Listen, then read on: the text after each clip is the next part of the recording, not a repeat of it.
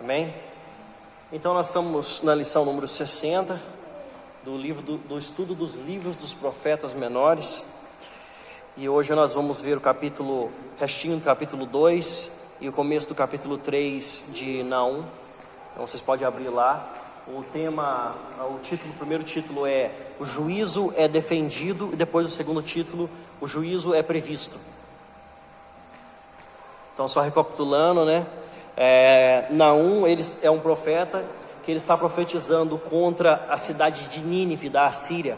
Até aqui nós temos visto Deus trazendo profecia para o seu próprio povo, para o povo de Judá e para o povo de Israel, do reino do norte e do reino do sul. E agora Deus traz uma profecia não para o seu povo, e sim contra aqueles que estão contra o seu povo, aqueles que estão invadindo, no caso aqui Jerusalém. Israel tinha sido levado cativeiro e agora estavam querendo tomar a Jerusalém, querendo tomar a Judá, reino do sul. Mas Deus, antes que eles tomassem, foi lá e profetizou contra Nínive, contra a Síria, que queria invadir Jerusalém, e até tentou cercar mesmo, mas foi derrotado. Bom, então nosso texto vai ser assim. Nós vamos ler Naum 2, do 11 até o capítulo 3, versículo 7. Ali está 6, mas versículo 7. Então, aqui nós fazemos a leitura da seguinte forma. Eu leio o primeiro versículo e continuo a sequência de leitura aqui do banco. À minha direita, o banco do meio, e depois o terceiro banco. Eu vou ler o primeiro versículo aqui. Versículo 11 diz assim: "Onde está agora o covil dos leões e o lugar do pasto dos leõezinhos? Onde passavam o leão e a leoa e o filhote do leão, sem que ninguém os espantasse?" Então essa foi a primeira parte do nosso estudo. Pode passar aí. O leão que vira presa. A Assíria, aqui ela é retratada como um leão prestes a ser capturado. Aqui no versículo 11 ele fala: "Onde está agora o covil dos leões e o lugar do pasto dos leõezinhos, onde passava o leão, a leoa, o filhote do leão, sem que ninguém os espantasse?" Por quê? Porque a Síria, ela era muito poderosa na época. Ela era um país que estava dominando tudo, né? Todos que ela ia contra nas guerras, ela estava conquistando. Ela levava muitos povos cativos, e eles eram comparados como um leão. E também por mais um motivo, né? A ilustração é particularmente apropriada, uma vez que os leões aparecem retratados em várias formas nas esculturas assírias. Então passa aí, eu trouxe umas imagens. Tem um templo lá, tipo um museu lá na Síria, lá, que eles têm, você vê, isso é muito antigo, né? Você vê a imagem de leões com face de pessoas e asas, né? Que é aqueles deuses poderosos que eles tinham na época, né? Então eles retratavam muito o leão, né? Pode passar? Mais uma assim. Ali é que fica sempre escuro, não dá para ver direito, mas é aquela imagem que você viu ali, ela é em cada coluna das paredes ali, né? São dois leões ali com aquela cara de homem, né? Que com certeza deve ser algum rei deles, alguém poderoso, importante da época. Pode passar. Né? Você vê ali também um homem lutando contra o leão. Isso aí é uma imagem esculpida numa pedra, né? Isso aí também é bem antigo e está dentro desse museu aí. Então eles tinham muito esse apego ao leão, né? Talvez pela ferocidade do animal. Devia ser um animal muito comum naquela região também, né? Que era comum na época. Então eles compararam também justamente por causa disso, porque como era algo muito usado por lá. Então eles falaram: eles são como um leão, né? Que eles tanto amam, que eles tanto adoram. E aí no versículo 12 fala: "O leão arrebatava o bastante para os seus filhotes, estrangulava a presa para suas leoas e enchia de vítimas as suas cavernas e os seus covis de rapina."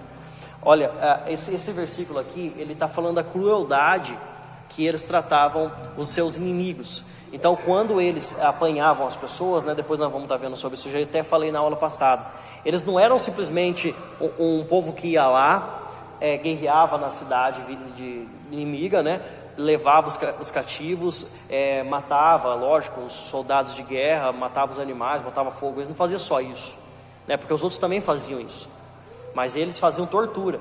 Então eles foram um dos povos que fizeram muita tortura. Na época de Jonas era o mesmo problema. Foi o primeiro livro que nós estudamos. Ele profetizou contra Nínive, né? Então aquela história que você conhece lá de Jonas, que foi engolido pelo peixe e foi levado até Nínive. Por que ele não queria até Nínive? Porque Nínive é uma cidade horrível. Era uma cidade terrível. Eles eram cruéis, eram pessoas ruins. Talvez ele tivesse até medo de chegar lá e ser morto, né? Mas não foi aquilo que aconteceu, porque quando ele pregou, o povo caiu em arrependimento.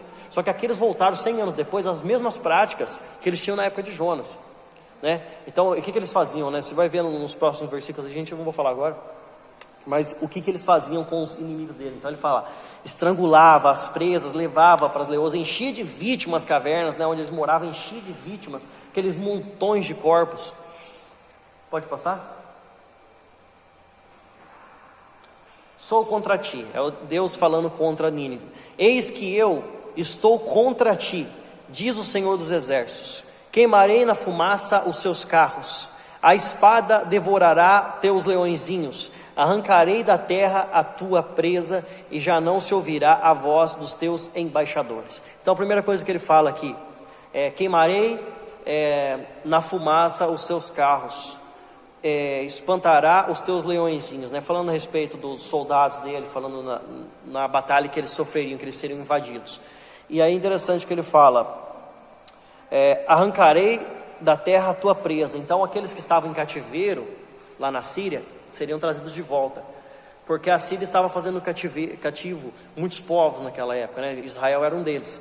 E no caso, quando eles fossem invadidos pelos medos e pelos babilônicos, seriam tirados esses cativeiros de lá, esses cativos seriam tirados de lá, como ele fala aqui, a presa deles ia ser tirada do covil, né, da onde eles estavam.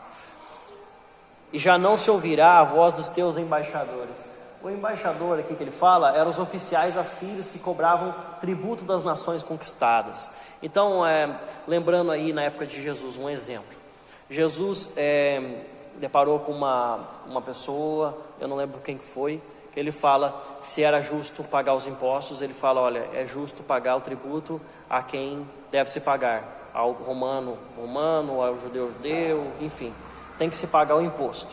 Por quê? Porque quando Israel estava sendo dominado por Roma nessa época, eles pagavam imposto para Roma.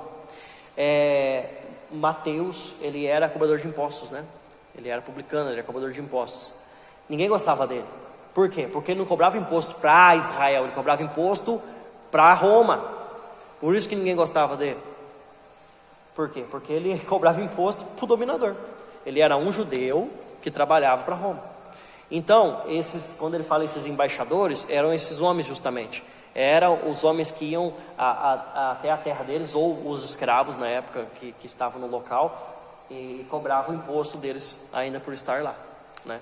Trabalhavam de graça e ainda cobravam os impostos ainda, porque é considerado como cidadão, não, mesmo que estivessem cativo lá. E se tivesse alguém na terra deles também, era sido cobrado imposto. Pode passar. A cidade sanguinária. Aí o versículo 1. Ai da cidade sanguinária, toda cheia de mentiras e de roubo, e que não solta a sua presa. Então, Nínive era conhecida pelas inúmeras atrocidades que cometera contra os povos conquistados.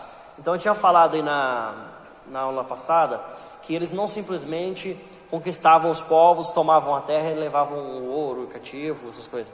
Eles também torturavam. Então, o que eles faziam na época? Eles faziam amputações, né? Cortavam membros do corpo. Eles faziam empalações, né? Eu te falei o que é empalação na aula passada. Todo mundo sabe o que é empalação, né? Não é uma coisa nada agradável, né? Até citei lá na época do Conde Drácula, né? O Conde Drácula foi conhecido como o empalador. A história do vampiro é conversa para boi dormir, né? Ninguém virou vampiro naquela época, mas ele bebia sangue de fato. Ele foi o primeiro homem registrado assim, de conde que tomou sangue humano. E ele era um empalador, né? Então, aquelas estacas de 3 metros de altura, empalava as pessoas naquela estaca. Tem até um filme dele, né? Que saiu e lembra, isso aí é fato verídico. Decapitações, né? Cortavam as cabeças das pessoas. Incêndios, então incendiava a cidade toda, incendiava as plantações, incendiava animais, incendiava tudo que vinha para frente. E empilhamento de cadáveres, né? Matava as pessoas e empilhava em praça pública para mostrar que tinha matado, né? Isso aí é uma coisa que eles faziam faz tempo já, e não é nem só eles que faziam isso também, até Israel chegou a fazer isso aí. Mas era cruel o que eles faziam, era muito cruel. Por isso que Deus queria julgar aquele povo, queria mostrar para aquele povo que o que eles estavam fazendo era além daquilo que era comum, né, permitido. e não solta a sua presa. Então vivia à custa da pilhagem de outras nações. É esse imposto que eu estava falando, esse tributo, né? Eles não deixavam o povo ser livre novamente, mesmo depois que fosse levado ou não, e tivesse na terra deles ou não, tivesse gente lá, eles continuavam cobrando imposto, continuavam vivendo sob o domínio dessas pessoas, dominando essas pessoas. Pode passar? O versículo 2 e 3. Eu estou passando meio rápido porque a gente está bem atrasado hoje. Eis que o estalo de açoites e o estrondo das rodas, o galope de cavalos, os carros vão saltando, os cavaleiros que esporreiam a espada flamejante, o relampejar da lança e a multidões de transpassados, massa de cadáveres, mortos sem fim, tropeça gente sobre os mortos. Aqui ele está falando da entrada dos medos e dos babilônios na Síria. Aqui ele não está falando dos assírios, ele está falando de quem estava invadindo a Síria agora. Então ele fala, ai da cidade sanguinária, que ele começa falando dos assírios, né? E depois no versículo 2, eis o estalo de açoites. Então, o que ele quer dizer aqui? Primeiro ele está falando da cidade, depois ele está falando de quem vai invadir a cidade. Por isso que ele fala dessa forma assim, né? Ele coloca dessa forma aqui o versículo, eis o estalo de açoites. Aqui anunciando a grande carnificina que seria feita no dia da invasão de Nínive. Seriam pagos pela mesma crueldade que fizeram. O estalo de açoites, impelindo os cavalos, os invasores medos e babilônicos, né? Estalo de açoites é igual quando você vê aquele cavaleiro dando esporão no cavalo, né? Ou a pessoa que está montada no cavalo, ou que está numa charrete, numa carroça, e dá aquela açoitada no cavalo, para o cavalo ir mais rápido, né? Por isso que ele fala, o estalo de açoites, está chegando os cavalos rapidamente, né? Os soldados, para poder acabar com essa cidade, acabar com o Nínive. Pode passar? O versículo 4.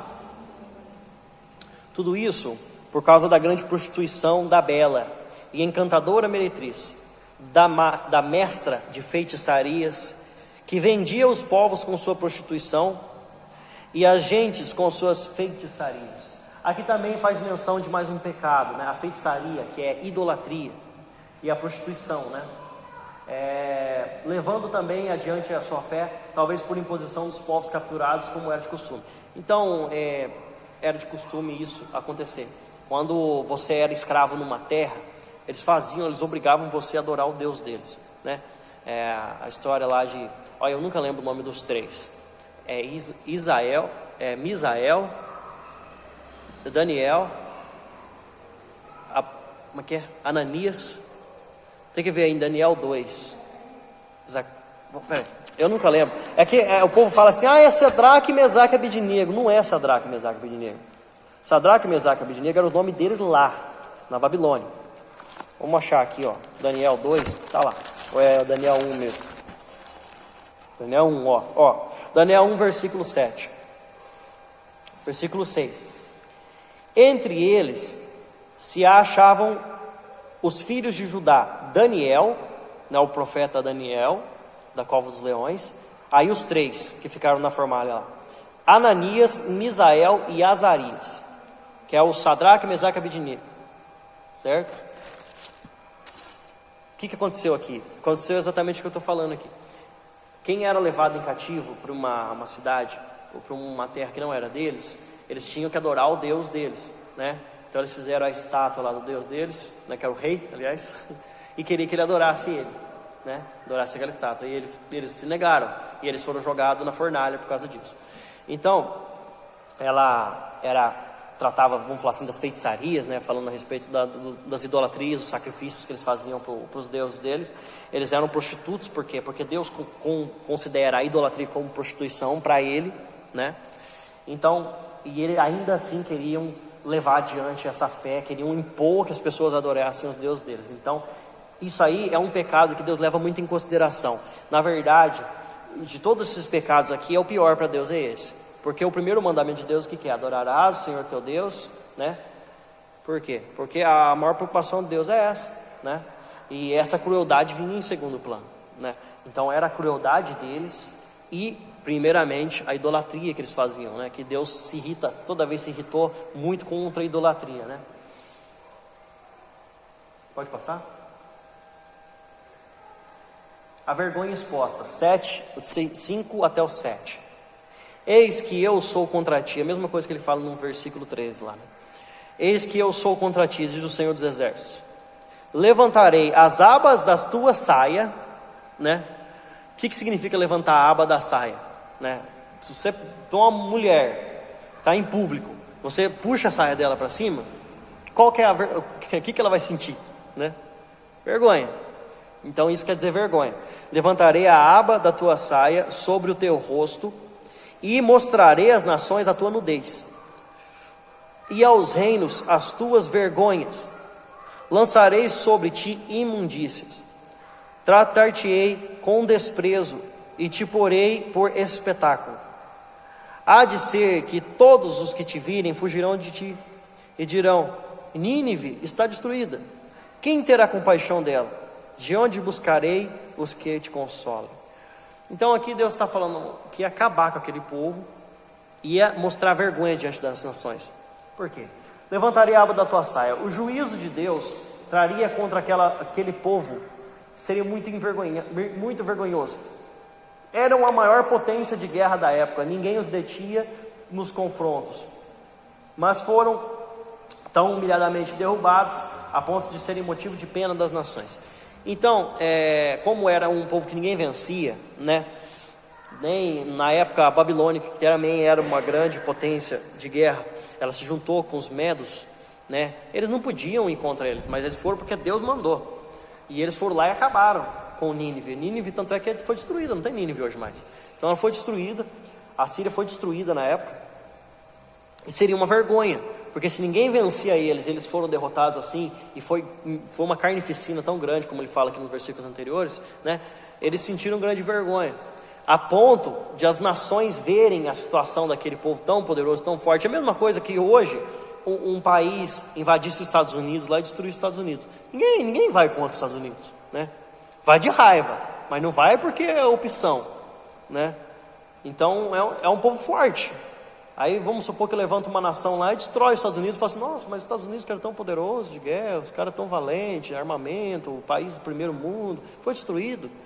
Nossa, o que aconteceu com esse país aí? E agora? Então é mais ou menos isso aqui que ele fala, né?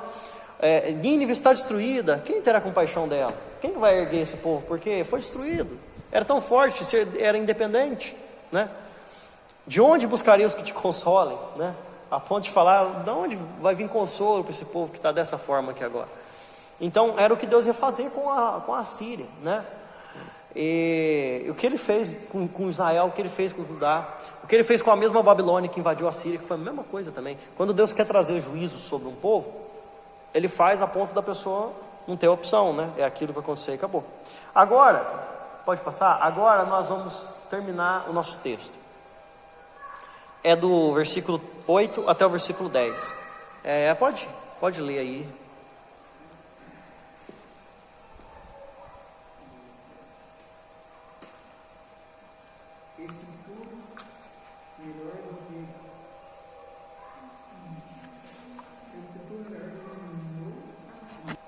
Certo. Bom, então aqui ele fala de um lugar que chama Noamon, né? Pode passar? Noamon é um nome para Tebas. Tebas era a capital do Egito, do Alto Egito, né? Ela foi saqueada pelos assírios em 663 anos antes de Cristo.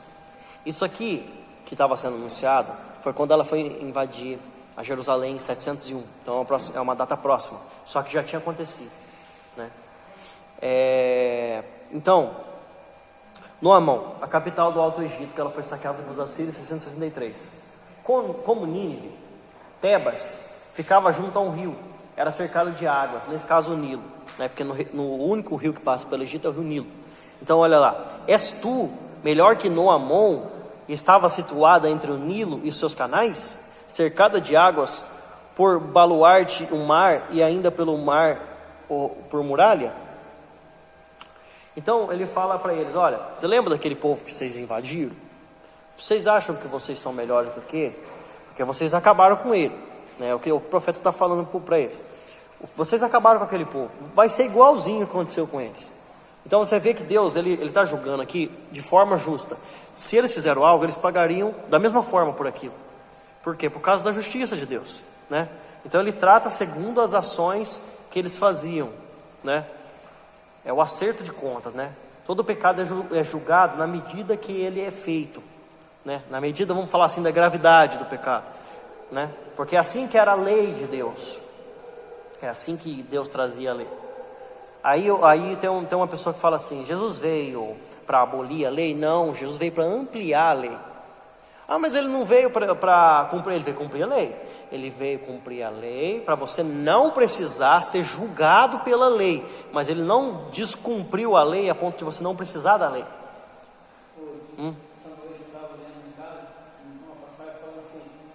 Vocês dizem que os meus caminhos são injustos.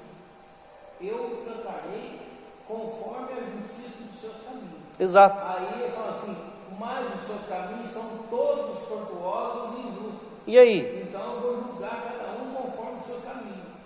Aí que tá, né? Ele fala aí assim: que vocês tá. acham que o meu caminho é injusto? Eu vou julgar conforme os vossos caminhos.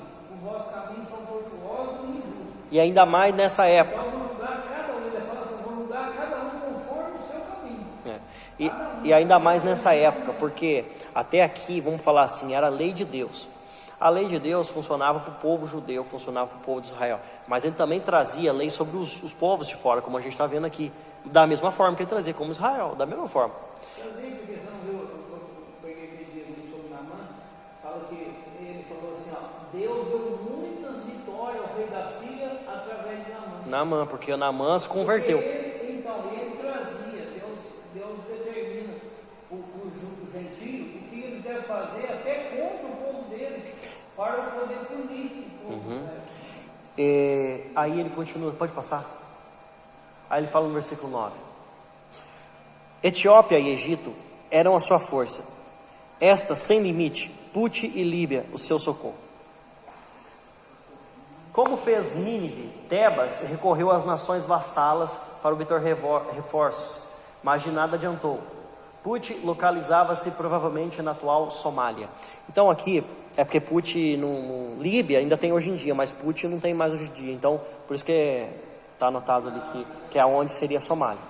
Então Etiópia e Egito, que fica na África também, era sua força, e esta sem limite, Pute e Líbia o seu socorro. Então da mesma forma que quando Tebas foi invadido pela Síria, eles buscavam socorros pelos aliados deles, pelos vassalos. Vassalos é aqueles que eram dominados por eles, né?